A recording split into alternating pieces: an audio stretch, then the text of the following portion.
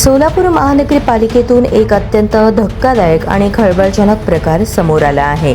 महापालिकेच्या शासकीय स्टोअरमधील भंगार चोरी प्रकरणी थेट अतिक्रमण प्रतिबंधक विभागाचे प्रमुख जगन्नाथ बनसोडे यांच्यासह इतर 5 जणांवर सदर बाजार पोलीस ठाण्यात गुन्हा दाखल करण्यात आला आहे।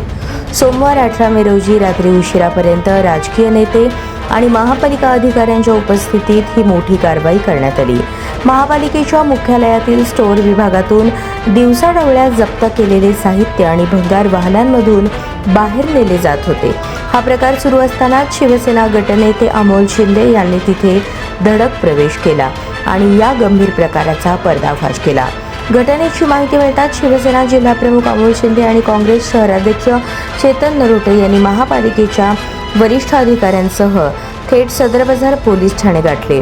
यावेळी झालेल्या चर्चेत अतिक्रमण अधिकारी बनसोडे यांनी चुकीचे वाटत असल्यास तुम्हीच FIR करा असे म्हणताच अमोल शिंदे अत्यंत संतापले। अधिकारी जर अशी जबाबदारी झटकणार असतील तर नागरिकांनी कुणावर विश्वास ठेवायचा असा सणसणीत सवाल त्यांनी अतिरिक्त आयुक्तांसमोर उपस्थित केला।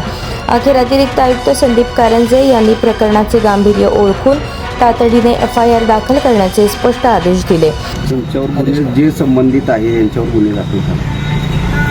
ही परवानगीने चाललंय का तुमच्या? नाही, त्यांना तर माहित नाही, मला तर माहित नाही, माहित नाही, खाते प्रमुखालाच नाही। मग कसं काय चाललंय? तुम्ही इकडं आमच्याकडे बोर्डाकडे स्क्रॅपचे विषय पाठवता आणि इथं असं स्क्रॅप जात आहे।